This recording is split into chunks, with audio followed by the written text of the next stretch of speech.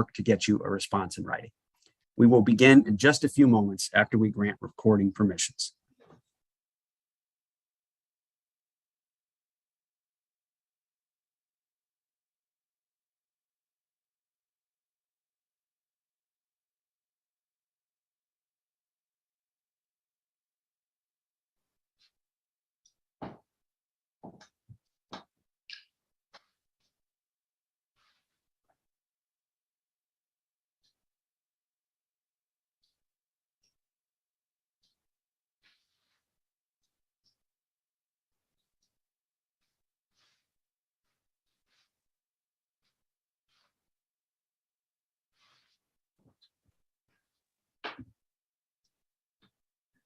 Okay, I believe all permissions for recording have been granted. If you requested permissions in the chat, you should now be able to record. If you still need permissions granted, please leave us another message in the chat.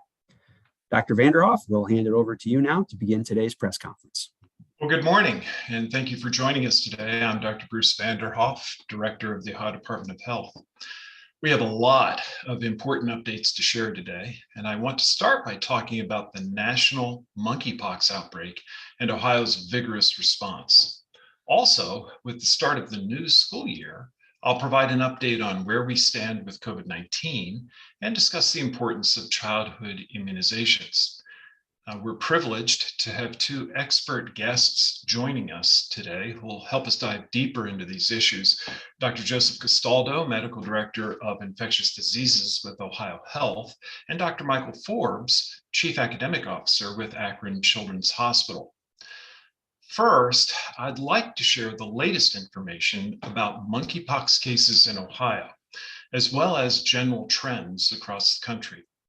As of Wednesday, the Centers for Disease Control and Prevention had reported 10,392 cases nationally, with the highest spread in New York, California, Florida, Texas, and Georgia.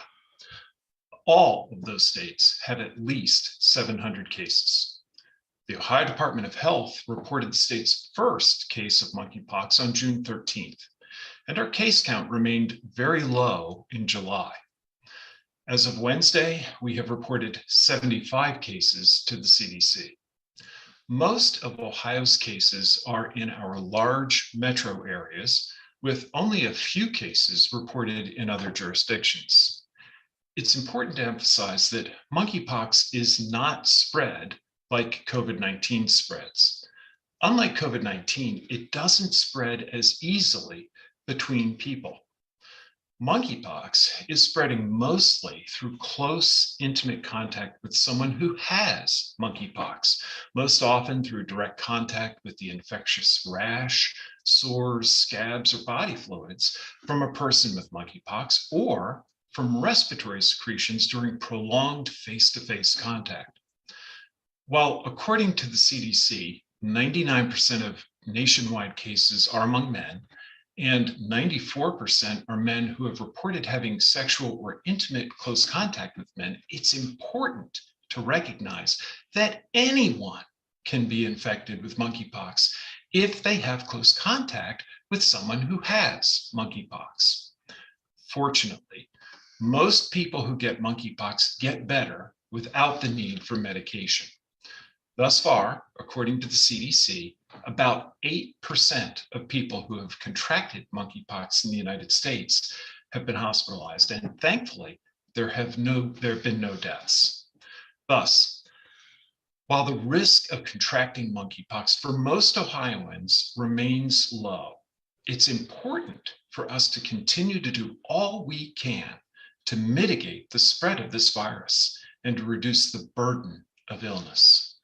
Now, from the beginning, ODH has actively worked with our local health department partners and healthcare providers to provide monkeypox testing, case investigation, contact tracing, as well as prevention and treatment options. And we will continue to actively support our local partners who are best positioned to provide trusted, accessible outreach in their communities and to serve Ohioans where they live and work. Mitigating any outbreak begins, of course, with prevention. And with this in mind, we've been working with local health departments, healthcare providers, and associations that can help us reach higher risk populations to share important information about prevention. We've also sent health alerts to health providers through their state associations and licensing boards, covering clinical recognition of monkeypox, specimen collection, how to ship specimens for testing, then to either the ODH Public Health Lab or other participating laboratories. The Ohio Department of Health considers it very important to keep the public informed about this outbreak. We've had a page on our website that contains information on the disease, and we're preparing a dashboard with data that should be ready very soon. A significant challenge thus far in mitigating this outbreak has been a national and international shortage of the Jynneos vaccine.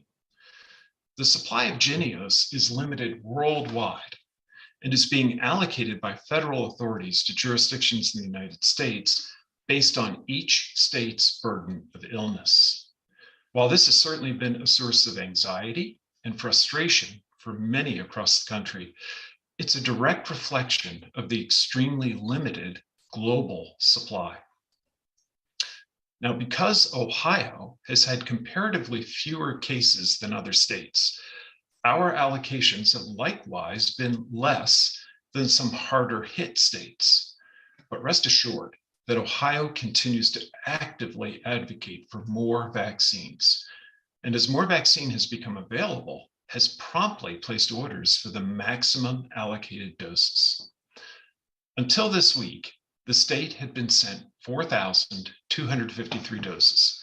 Now, this is a 2-dose vaccine, so that was enough to vaccinate a little more than 2,000 people. This is simply not enough supply to vaccinate all at-risk Ohioans. Therefore, our strategy in the face of these national limitations has been to get available supply out as quickly as possible to Ohio communities with the highest case counts and the highest risk for spread.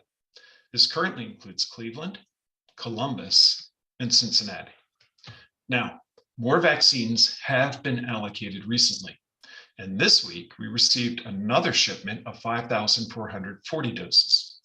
We anticipate that additional allocations will be available to us over the coming weeks for a total eventually of 13,560 doses.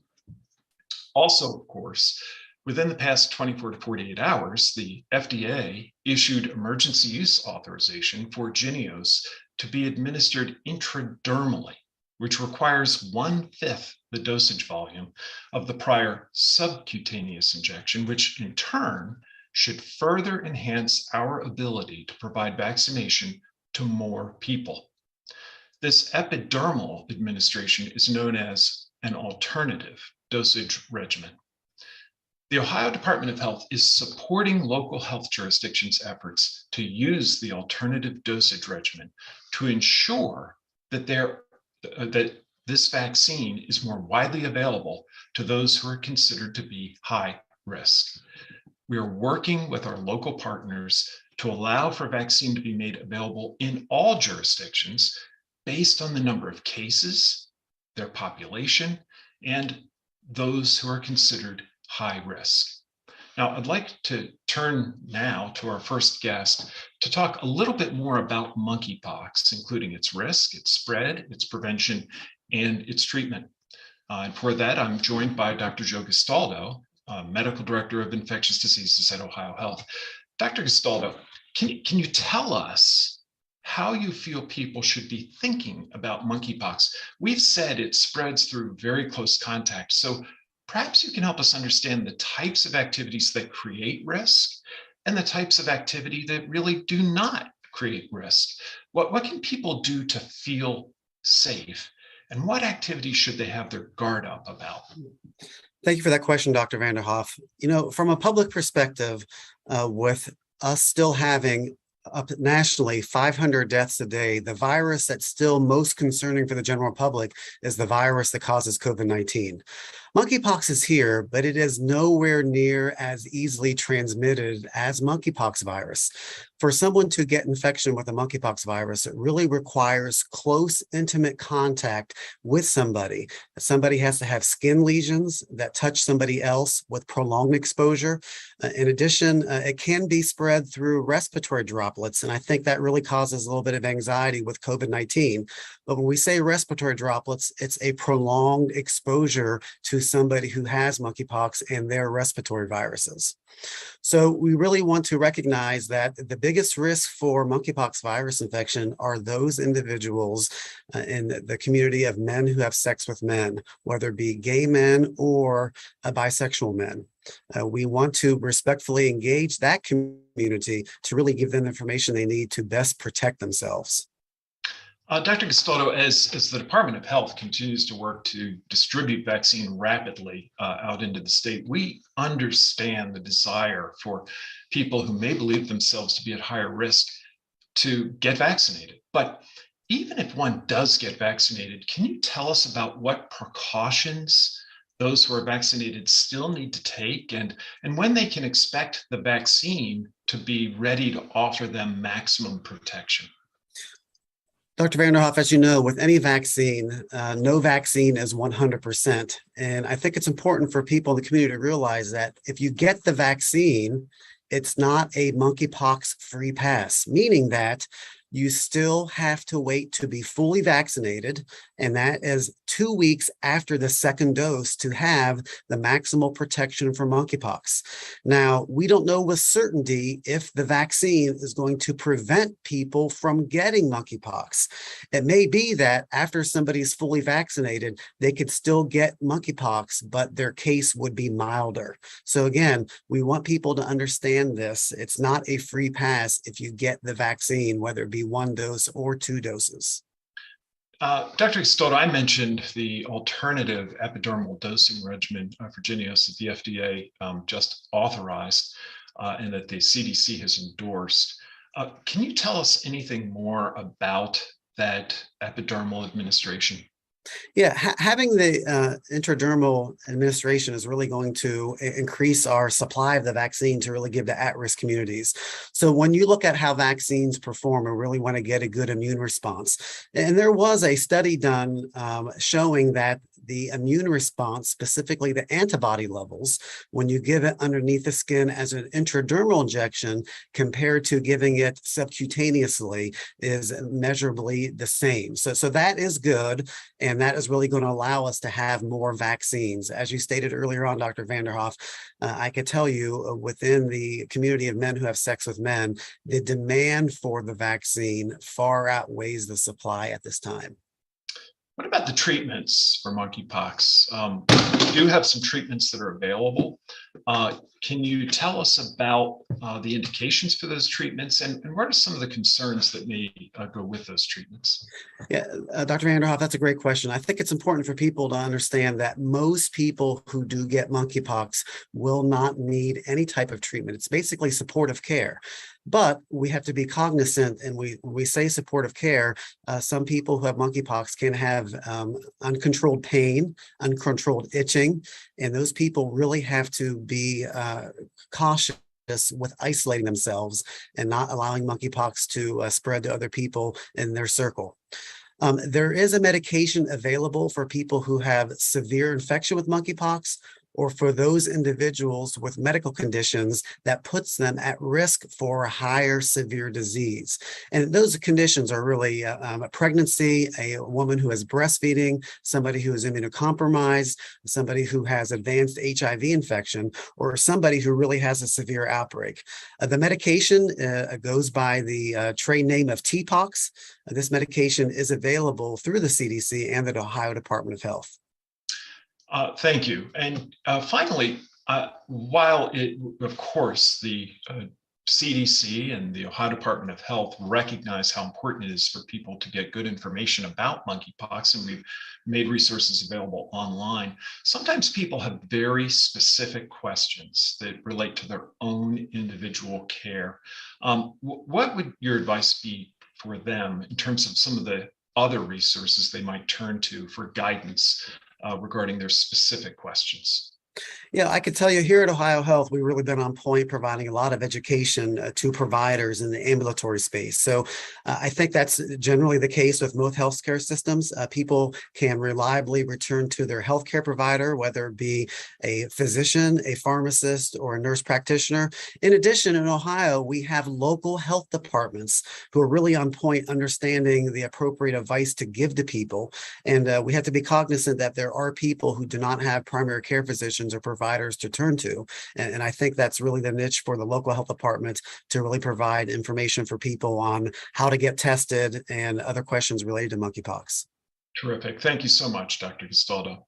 Well, the fact that COVID-19 is not the first topic of our press conference today is in and of itself an encouraging indication of how far we've come in dealing with this illness. While we certainly know that SARS-CoV-2, the virus that causes COVID-19, hasn't gone away, it appears that the modest surge in cases recently caused by the Omicron subvariants BA4 and BA5 may have hit its peak, or at least leveled off. These variants are highly contagious, and many people who were fully vaccinated contracted the virus, but with mild to moderate illness.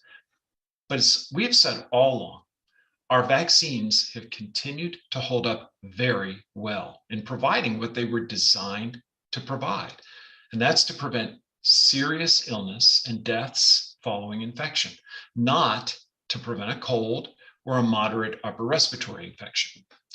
With this type of illness, infections are going to occur. But if you're vaccinated and have a good immune system, your symptoms should be more limited, and you should be less likely to end up needing oxygen or ventilatory support in the hospital. And that's exactly what we continue to see. While cases rose this summer, the number of those requiring oxygen or going into the intensive care units stayed very low. Of course, this only serves to emphasize the importance of completing your vaccine series, which for most people means the 2-shot primary series of the mRNA vaccines made by Moderna or Pfizer, and then a follow-up 3rd shot.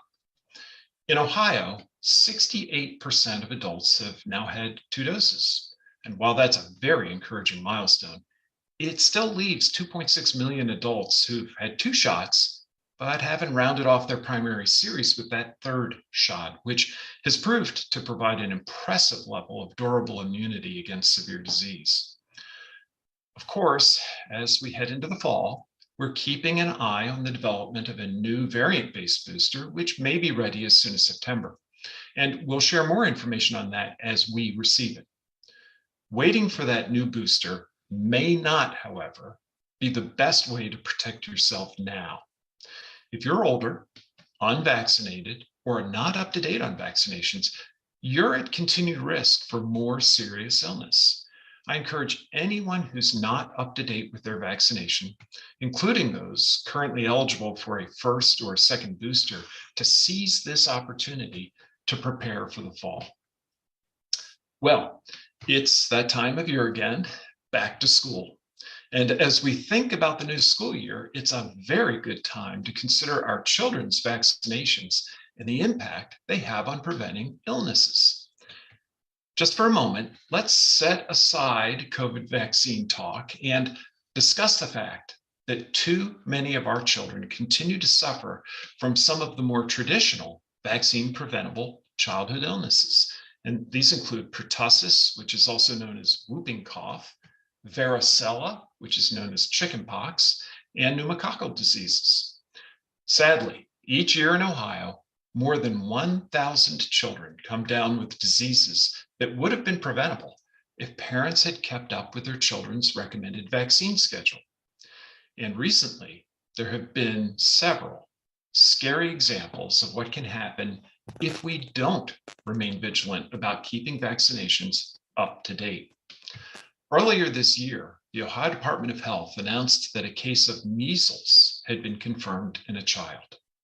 Fortunately, the case did not lead to a wider outbreak, such as our state experienced in 2014, when 382 cases were confirmed.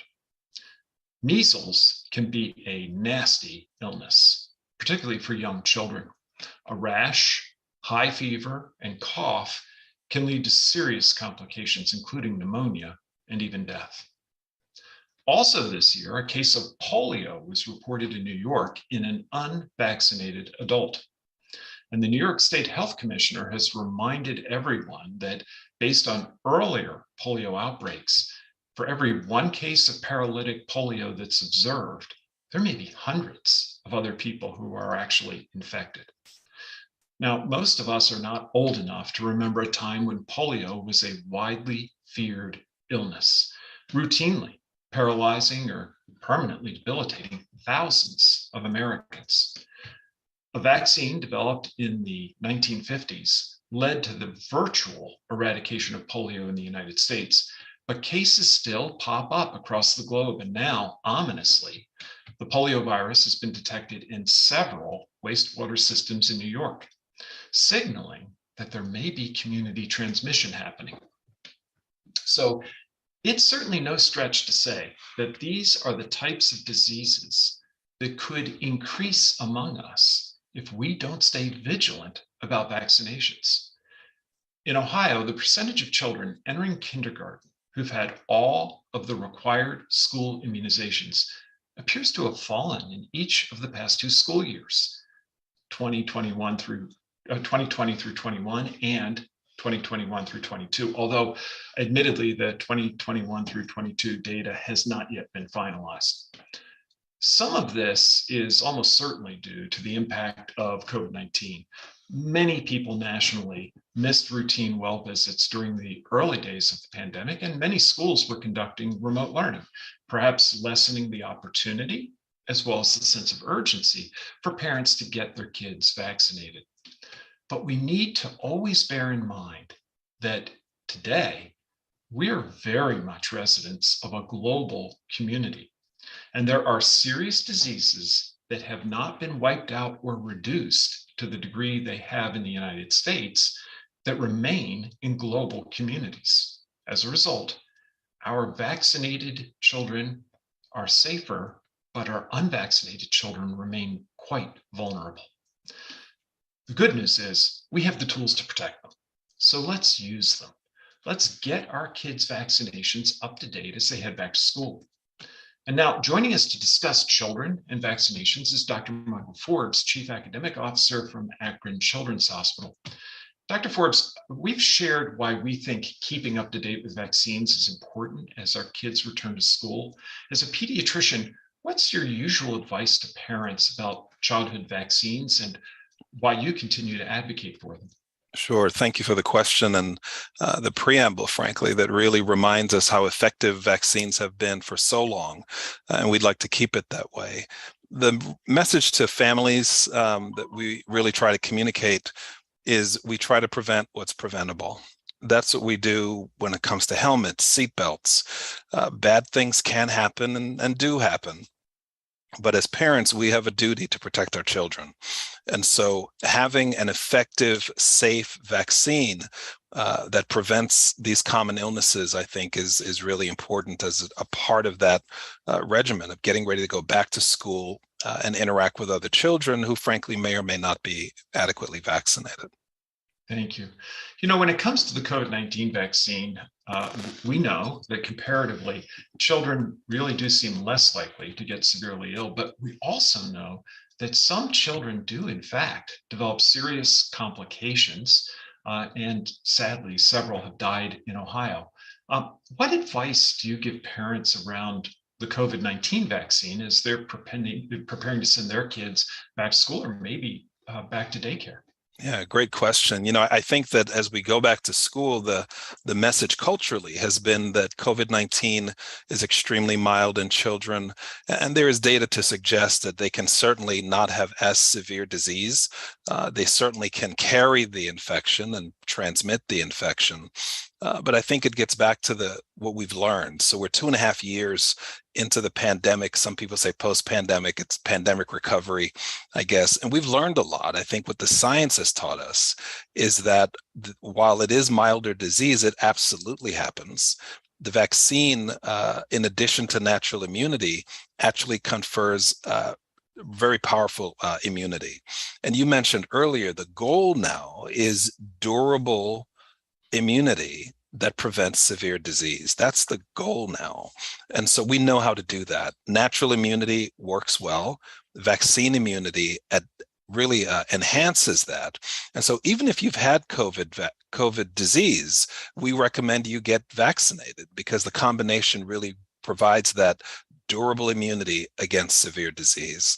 And so we know that it works against severe disease. It reduces hospitalizations, it reduces deaths. We also know that after your COVID disease is over, even if you've had mild disease, you can still have disabling illness.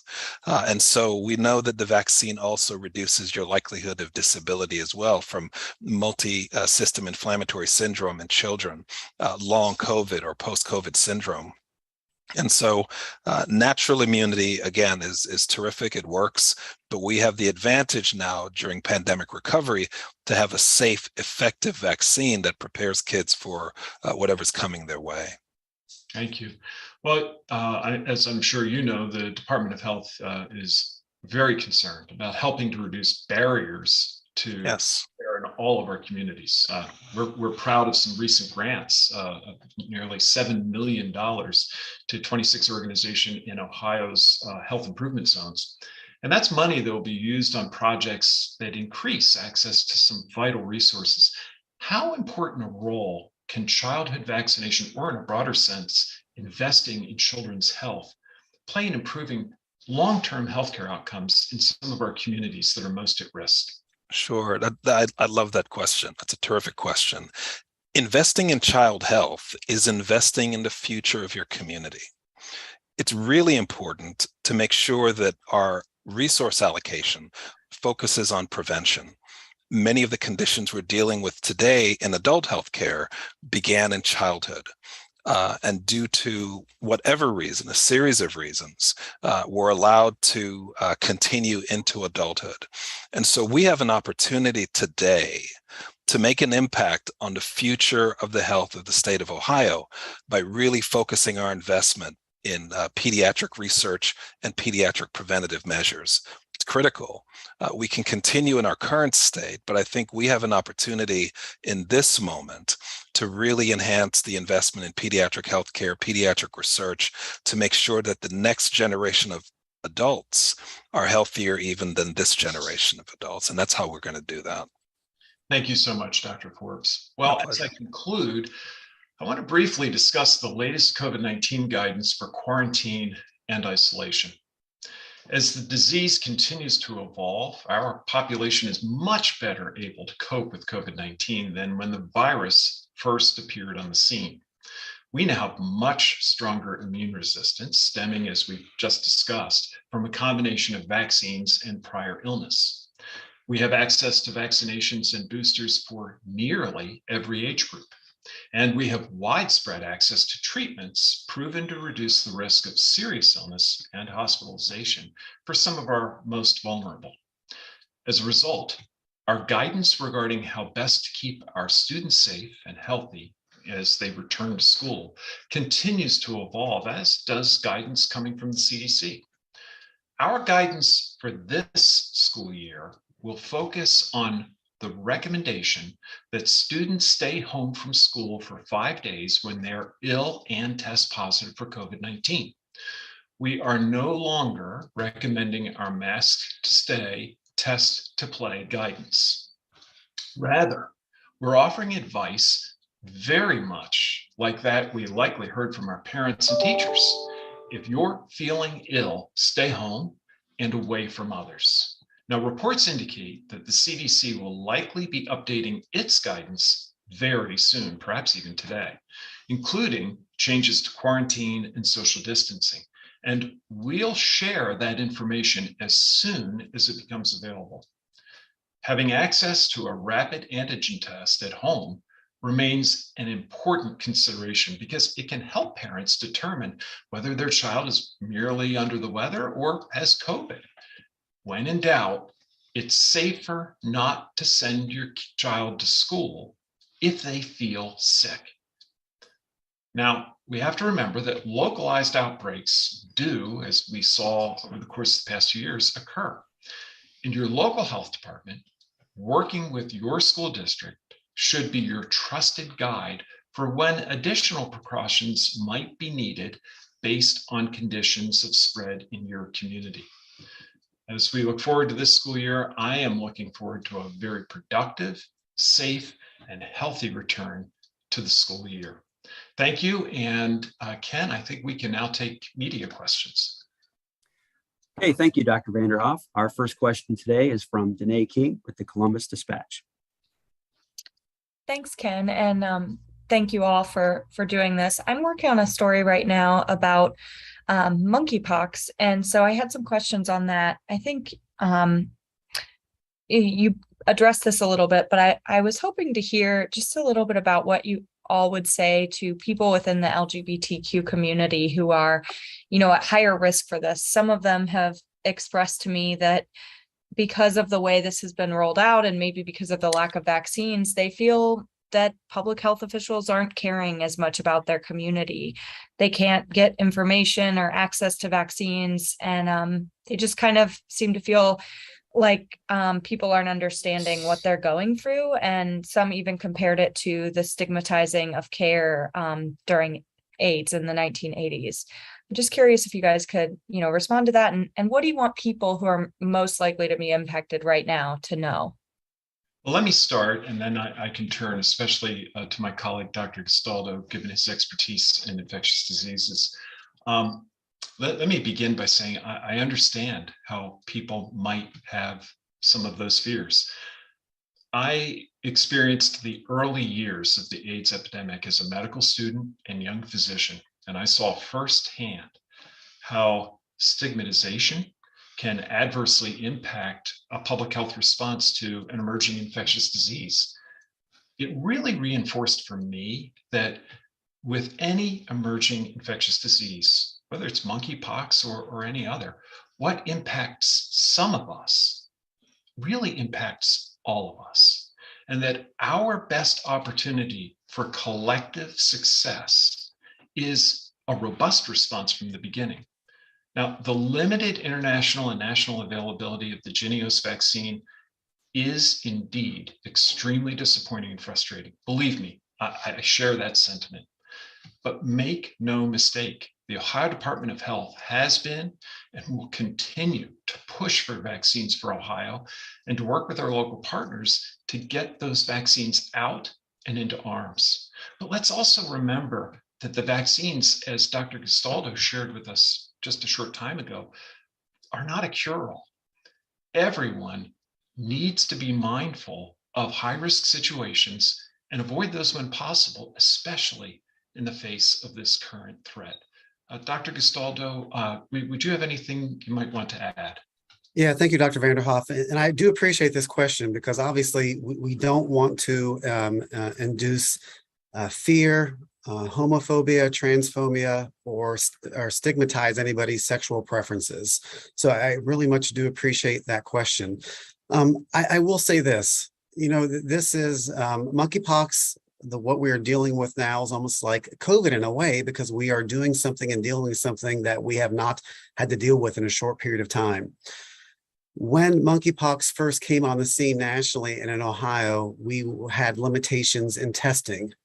That has improved. We are getting the message out there to providers. We have improved the testing capacity.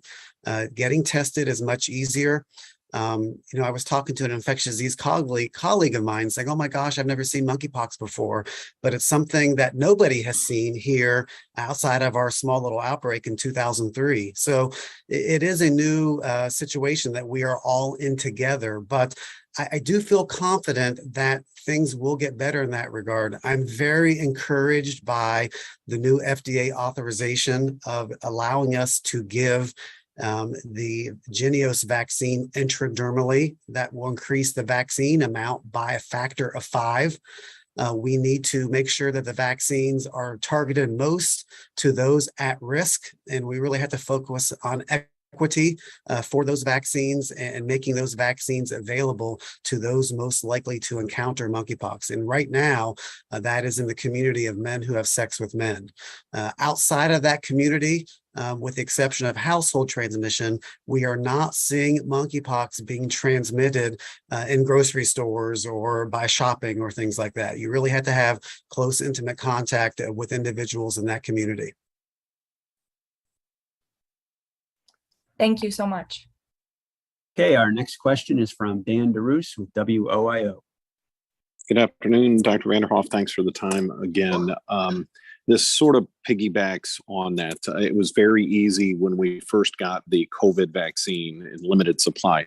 It's very easy for the state to say, our elderly population is the most at risk, put them in the front of the line. Here's the age breakdown. And we saw that very, very clearly. That doesn't seem to be happening here. And is it because there is this fear of alienating men who have sex with men? But isn't that also being counterproductive? If the message isn't getting out to our gay transsexual population, aren't we harming the message by not getting it out? We keep hearing you say the population who's most at risk, the people who are, and it seems to stop right there. Doesn't the message need to be sent more clear? Here is exactly who's at risk. Here should be who should be put at the front of the line, the exact same way we did with the COVID vaccine. Yeah, so a couple of questions there, Dan, that I think I can address. First, in terms of how we're describing those who are being impacted by the disease. I think that we have been pretty clear. Both Dr. Castaldo and I now have both repeatedly indicated that the transmission is primarily happening at this time within the population of men who have sex with men. But we've also emphasized the reality that any human being can acquire this virus, that everyone has to be mindful of the kinds of interactions and behaviors that place one at potential risk. Certainly, we've seen this with other infectious diseases that may have begun within one population and then over time spread to become much more widespread, much more ubiquitous. So people need to know about that. In terms of delivery of the vaccine, we actually have had a very highly structured plan that has been guided by the CDC around distribution of the limited vaccine. During the very first phase, this was divided into a three-phased approach. During the very first phase, the limited vaccine supply has been targeted to the immediate direct contacts of identified cases in an effort to reduce the likelihood that they would go on to develop active disease and help to contain the outbreak. As more vaccine has become available, although still in very limited supply, we've been able to expand that circle of people who are believed to be exposure risk contacts for monkeypox and include them in vaccination. We've, as I noted, further triaged that or targeted that on the basis of locales where the highest concentration of cases of identified outbreak have been occurring. Again, this is not dissimilar to the age-based approach that we were able to take with the COVID-19 vaccine, where the risk there clearly had a very strong age-based indication. Ultimately, what our goal would be to have sufficient vaccine that we could do what is known as pre-exposure prophylaxis, i.e. allowing people to get vaccinated before they ever encounter the disease because they are worried, they're concerned that they might be at higher risk. And we are very eager to be able to reach that point. However, it is going to take more vaccine. So again, like with the very initial launch of the COVID-19 vaccine, we're in a situation with the Jynneos vaccine of shortage and having to triage the distribution of vaccine, which is not where I would like to ultimately be. I would much prefer to be in a situation where we had sufficient vaccine that we could go right to both a combination of post-exposure prophylaxis, or PEP, and PrEP, which would be pre-exposure prophylaxis. I don't know that my colleagues would have anything to add, but Yeah, Dr. Vanderhoff, if I may, I'll just give you a reflection of what's happening here in Franklin County. You know, in Franklin County, we have a great partnership with Columbus Public Health, and Columbus Public Health is actually taking messaging on monkeypox and the vaccines with local community partners, whether it be Stonewall or Equitas, and those are healthcare institutions, and they have infrastructure really that are connecting directly with the LGBTQ plus community on monkeypox education, and actually providing the vaccines and bringing vaccines to where those populations are who need them. Okay, our next question is from Joe Ingles with Ohio Public Radio and Television. Hi, doctors. Thank you for taking this call, doing this call. I want to ask about COVID. We still have a lot of people who are running around with COVID. They don't even know they have it. And sometimes when you test for it and you have symptoms for it, now with this variant, you have to test 3 or 4 days in a row to get a positive result when you could have had it and it wasn't showing up in the testing. I mean, how do you deal with not spreading that? Because these people may be going around, while it may be mild for them to have COVID, they may be going around people thinking they're safe because they had a negative test, and the people that they're going around would not be safe if they got this version of COVID. Can you talk about that? Yeah, I think that we're at a stage in the evolution of this epidemic, this pandemic, in which we have a very, very high degree of population immunity in the way that I described previously, and that's good news. But as you point out, and as we've really been talking about, even with vaccination, the development of immunity for monkeypox, that's not the only thing that we can all rely upon. When we think about COVID-19, we also have to think about our personal situation. We've had a number of reports. One I read in one of the major national lay publications that I think rightly pointed to the fact that if you're less than 60 in good health and vaccinated, your likelihood of developing severe illness is very, very remote indeed. However, we have many people in Ohio who have underlying medical conditions, who may be of advanced age, who in fact are vaccinated, and yet still this virus poses some risk.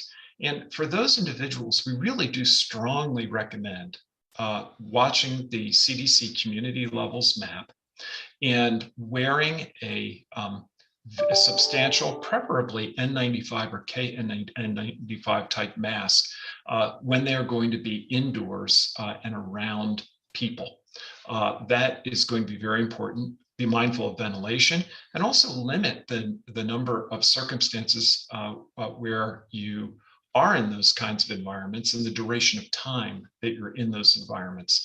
At the very first sign of not feeling well, we'd strongly encourage people to get tested.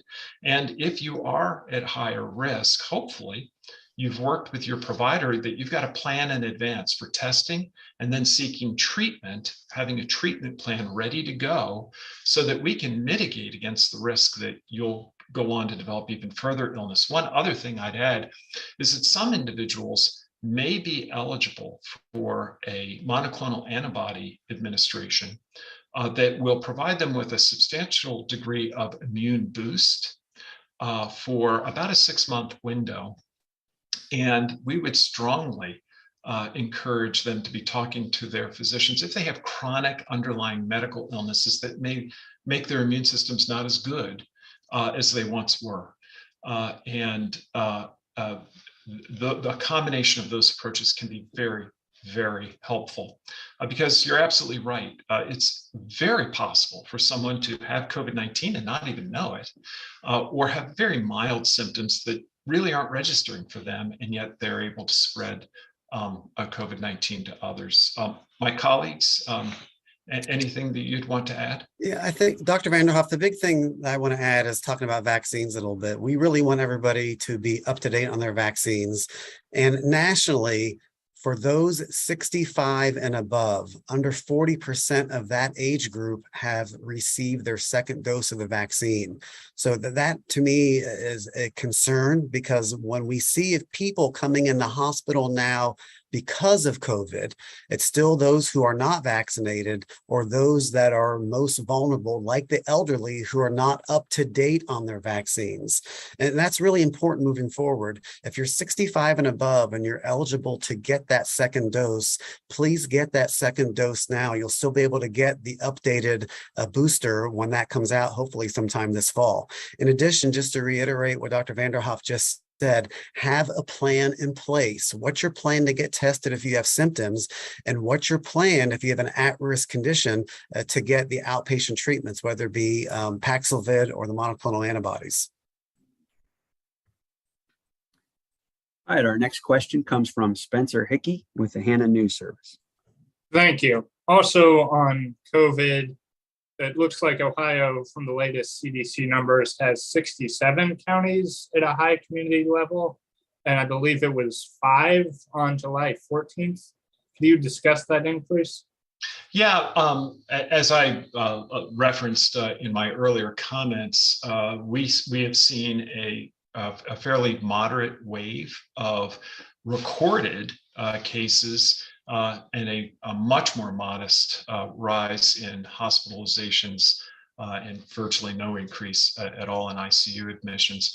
But what we have witnessed is the BA4, BA5 subvariant has indeed caused a summer wave of COVID-19 in Ohio. The good news, as I shared, is that comparatively, given what we believe to be pretty widespread transmission going on of this virus, comparatively, the burden of severe illness that our communities have had to cope with has been dramatically less than we've seen with other waves. If we compare what we estimate the likely rate of transmission, given the fact that many are not testing or have tested and have not reported their result, both nationally and here in Ohio.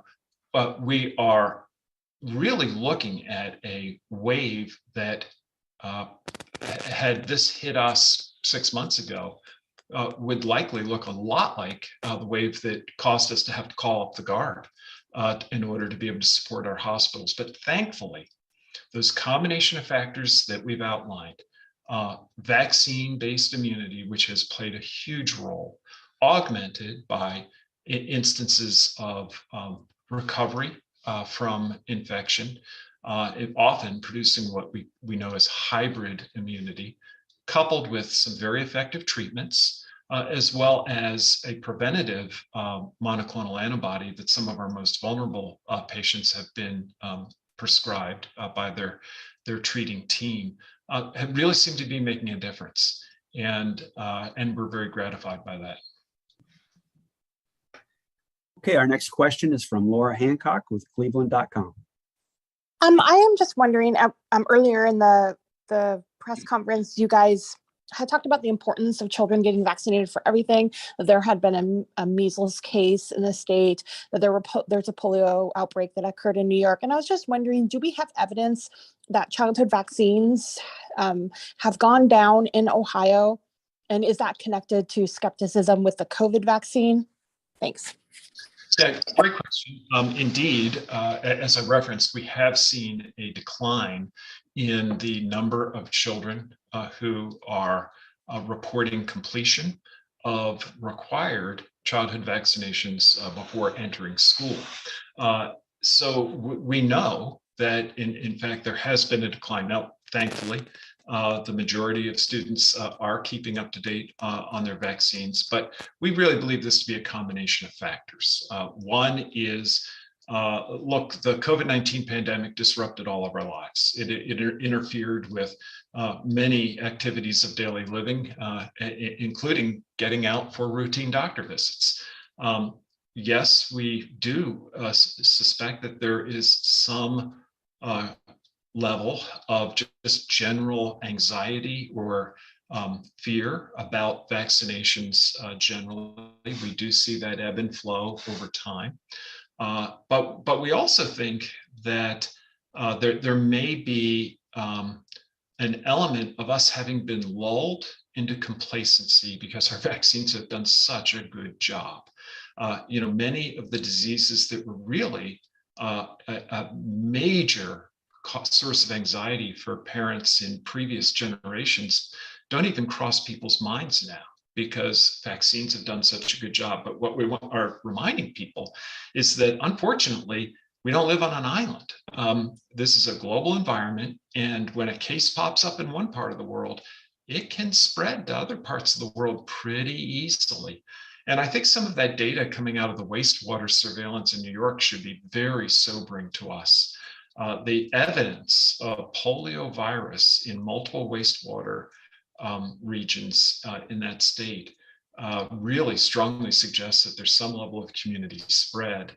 And that would mean that a subset of unvaccinated people or under vaccinated people could be at real risk for this disease that paralyzes and can, in circumstances, do worse in terms of being life-threatening. Dr. Forbes, this is really your area of expertise. Any thoughts? Yeah, I think it's a great question. We saw a similar dip in pediatric vaccinations during H1N1, I think in 03 or so, maybe that was 09. But it is a curious phenomenon that when there is this large epidemic, that the vaccination rate goes down. My expectation is it would go up because people want to be protected from the things they can be protected from. But I think culturally there's definitely a gap. And I think you highlighted a number of the reasons. Part of it is people don't know, fear. What I would add to finish up is really talk to your healthcare provider, the person you are trusting to take care of your children with you, and they'll give you the advice you need. And again, you'll make the final decision, but we really encourage people to get the entire battery of vaccines. We know they're a lot, but they also work. And I think that's the right thing to do. Okay, our next question comes from Jim Provence with the Toledo Blade. Thanks again for doing this. I don't know who would answer this question, but I was just curious, what does the federal emergency health designation for monkeypox allowed you to do that you otherwise would not have been able to do? Well, I'll begin and then my colleagues can certainly add in. I think among the most important avenues that opened up was the potential, and I don't know how they're applying this in Washington, but those emergency declarations can open up pathways of funding that may not otherwise be open, and enable steps like the FDA was able to take under the emergency use authorization of this alternative method of vaccine delivery. So it can be an important mechanism or important tool for rapid public health response at the national level. I don't know, colleagues, anything? Yeah, I'll just add to it. I think, having it declared as a national health emergency really brings awareness of monkeypox to everybody in the public. Previous to the national announcement, it was more of a conversation that was taking place within the LGBTQ plus community. So I applaud that it has been declared a national emergency. I think for me as an infectious disease doctor, the one thing that I'm grateful for is the fact that with this declaration, we now have emergency use authorization of giving the Jynneos vaccine intradermally, which will significantly increase the amount of vaccine available to give to at-risk communities. Okay, our next question comes from Jonathan Jackson with NBC4. Thank you guys for taking the time. I just wanted to ask for anybody who's available to talk on this, but how soon about the website and a dashboard for monkeypox? I think you touched on it a little, Dr. Vanderhoff, but if you could go into more detail on how soon people and residents can see that. Yeah, so we've actually been doing the background work to have this able to be activated pretty quickly. But as I shared, numbers during the month of July were very, very, very low and really didn't either justify creating a dashboard or allow us to do so in a way that wouldn't potentially inadvertently compromise patient confidentiality. When you have very low numbers, it's almost like putting a spotlight on the few people that you've identified with the condition. But now, as the numbers are rising, we feel more confident that we can stand up a dashboard. I do not anticipate it's going to take us a very long time, probably yet later this month. We should have that up and going. Okay, our next question comes from Alexa Helwig with Local 12. Thank you. Just a quick question. I'm working on a story today about COVID-19 and back to school. And I know you guys touched on this a little bit earlier, but just with the variants and an increase in cases, do you just have a message to some parents or those parents who are maybe a little concerned to send kids back to school? Yes. So a couple of things that I would want parents to be thinking about. First of all, going back to school means going and being, of course, back around a lot of other people that your student may not have been around over the course of the summer. It's one more reason for parents to get their child vaccinated. So that's probably the most important step that parents can take as their children head back to school. If they haven't been vaccinated, get that vaccine started. If they're not up to date, get that vaccination up to date. As Dr. Forbes shared, we have plenty of evidence that suggests that even having had a prior infection, it is not a reason not to consider this. In fact, they work synergistically. They work well together and create so-called hybrid immunity, which really seems to be the best immunity. The second thing I'd say is that and this is parental judgment. They have to think about their child's situation, how their child learns, how it's best for their child to interact. But there is always the opportunity for a child to wear a proper mask at school if they so wish.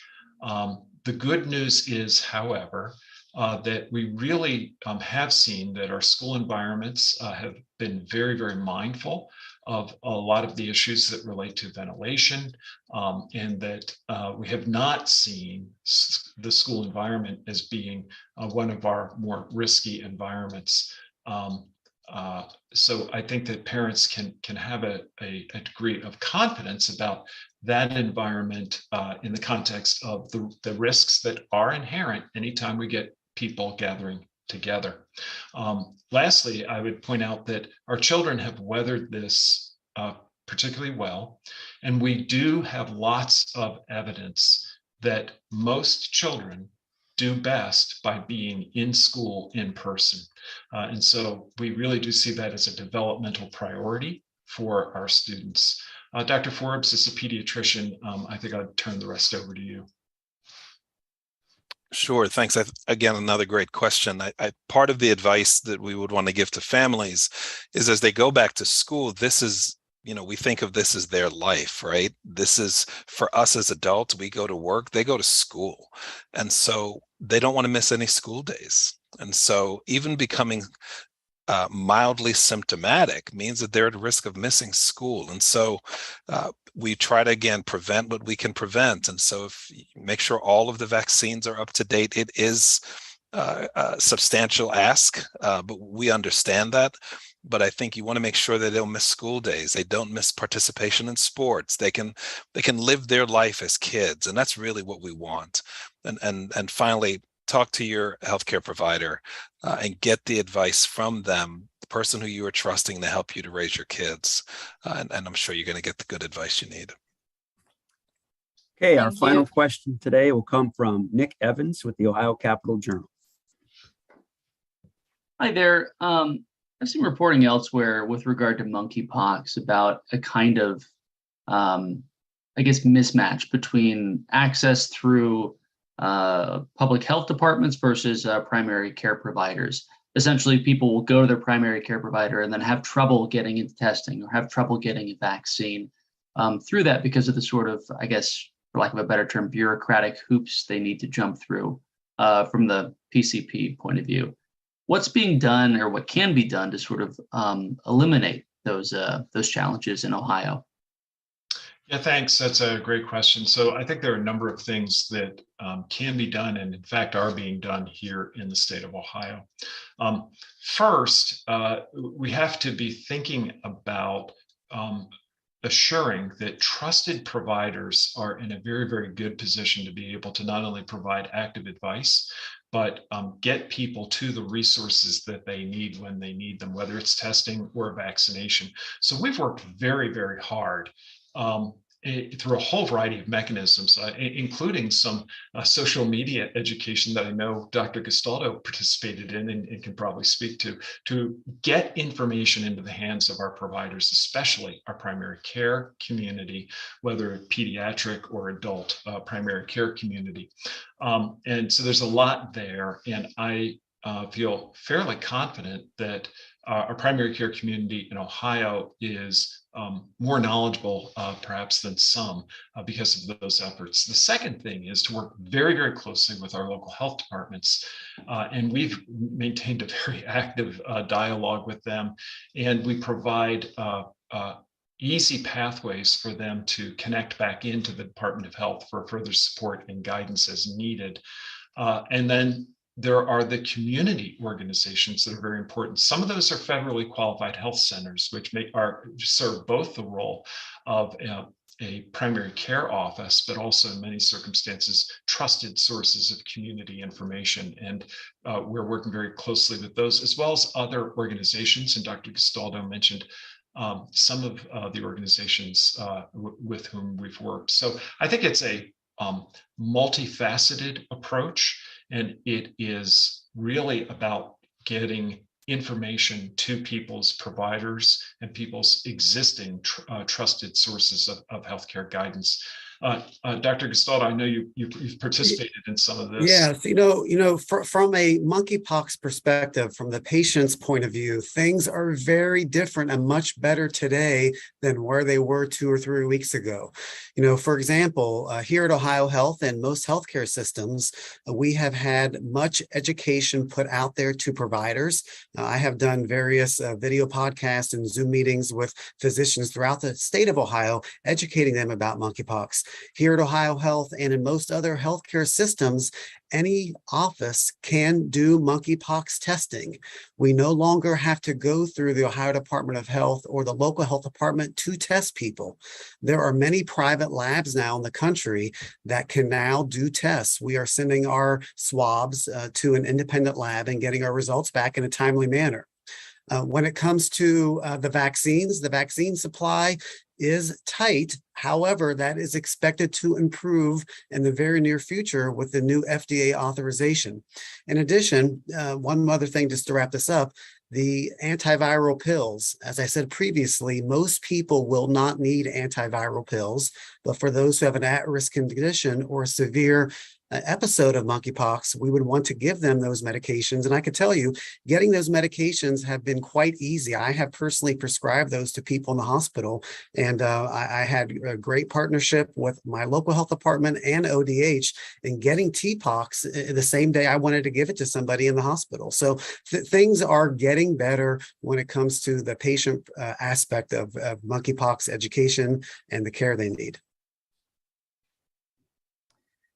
Okay, we want to thank all of our guests today. And Dr. Vanderhoff, do you have any closing remarks? Well, thank you again for joining us for these press conferences. I want to thank my guests for sharing their time and their expertise. And we'll continue to keep you informed as more information emerges. All right, that'll conclude today's press conference. And thank you again for joining us.